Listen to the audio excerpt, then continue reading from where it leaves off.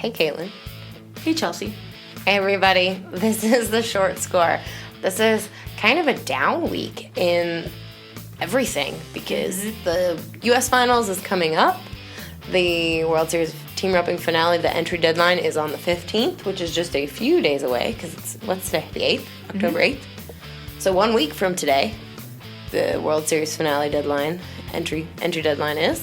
And the Pro Rodeo regular season just ended a week ago. But we still have a little bit of tidbits to update you about what's going on. So what's going on in Pro Rodeo, Caitlin?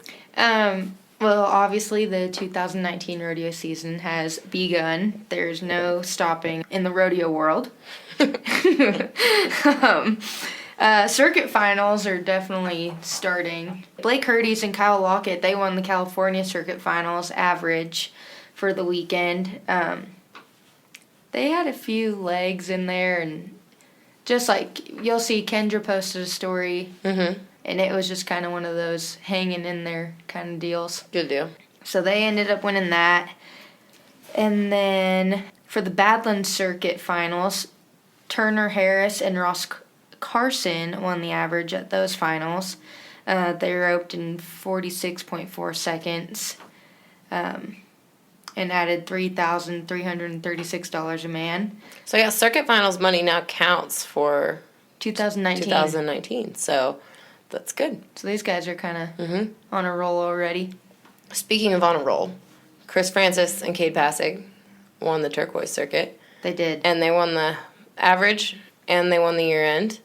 So they are going to Kissimmee. I don't think anybody wants to let Chris Francis and Cade Passig get a jump start on them and win, just run through them like this, because you're going down there tomorrow, huh? You're going to go to, so Caitlin on our staff, Caitlin and Gabby, our assistant and associate editors, are going to Matthews Land and Cattle to check out these guys breaking in steers. So that'll be really fun. But everybody's hoping that Chris and Cade head out on the rodeo road in a big way next year. So it'd be cool to see them go out. So yeah, if they're going to Kissimmee, which could give them a big old jump start on the regular season. So that's awesome. I would love to see those guys crack out. The BFI champs. We've got an episode with them, by the way, which was from June. So search back through the score and check out BFI. Chris. Yeah, the BFI Chris and Cade episode, which was one of my favorites. We did it the day after, and they were still in shock. So yeah. Speaking of guys you don't want to give a head start to. Whew. Dustin Egiskiza and Corey Kuntz. Yeah. They're on a roll again. They haven't backed off in any way, shape, or form. They're not taking a week off, not relaxing. No. They won Rosenberg, Texas, the Fort Bend County Fair and Rodeo. They won that with a 4.2 second run. That gave them a little over $3,000.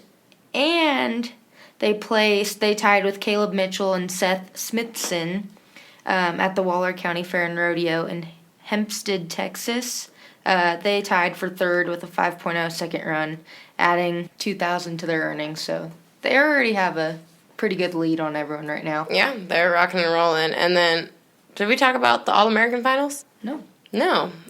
T. Wade and Ryan Motes, they're pretty regular circuit partners these days.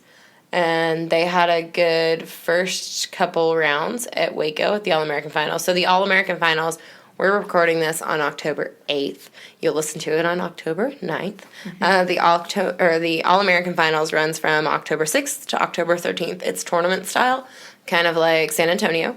So everybody ropes in brackets, and then they bring the guys back for a semifinals and a finals. And the All-American Finals you have to have 30 rodeos under $5,000 with added money kind of deal. It's kind of I don't want to say obscure because that makes it sound lesser than, but it is a kind of a smaller rodeo circuit finals sort of deal from across the country. So T-Wade and Motzi, they go to like a bunch of the circuit rodeos together and got to rope. That is a long way of saying they won their bracket. Yes. Sorry in making that a very roundabout way to say that they won their bracket at the All-American Finals. Details are always good. Details, too many, and I probably spoke too quickly through them. But that is what we have to say about the All-American Finals. So I don't know if anybody saw, Caitlin and I spent a lot of time last week working on pedigrees.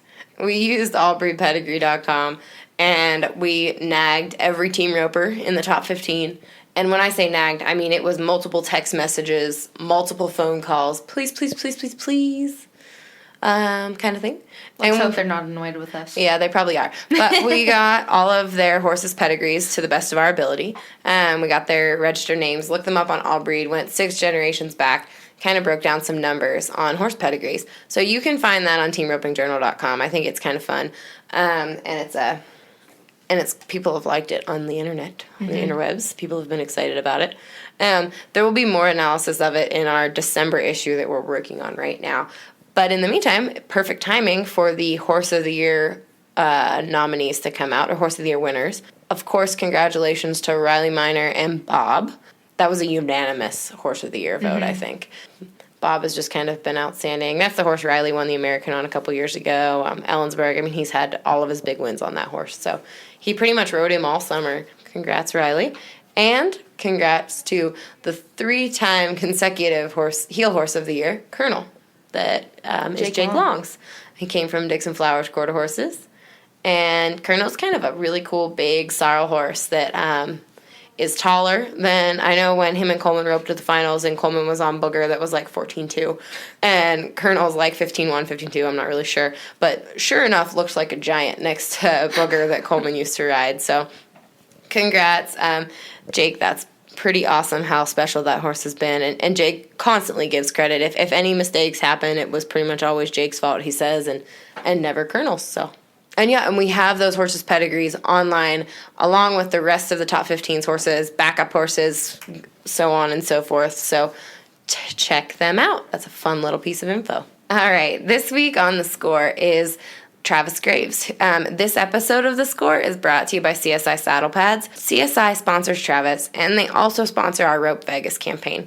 You might hear me talk about our Rope Vegas campaign and our sponsors around it, and I try to do that as often as I can because it's not just about who's sponsoring this or that with the Team Roping Journal. People who are buying into coverage of the sport of professional rodeo, they're not just promoting themselves, they're doing something a lot bigger than that.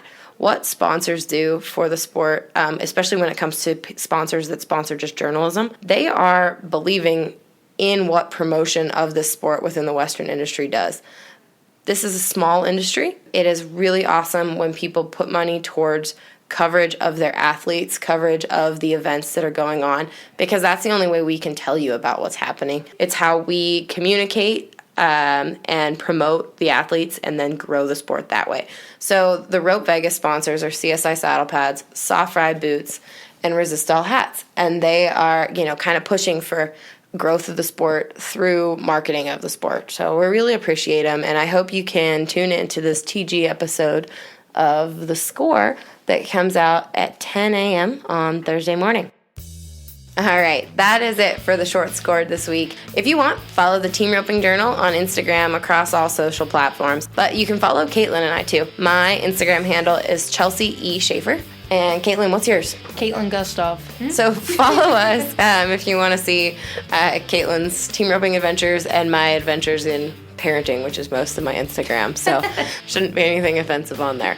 So anyway, thanks for listening, guys. Make sure, please, I keep saying this, write a review, leave a 5-star rating, leave a 3-star rating, leave a 1-star rating, whatever you feel the need to do. We would appreciate it. Leave that on iTunes, SoundCloud, or Stitcher, and have a great week till we talk to you on Thursday.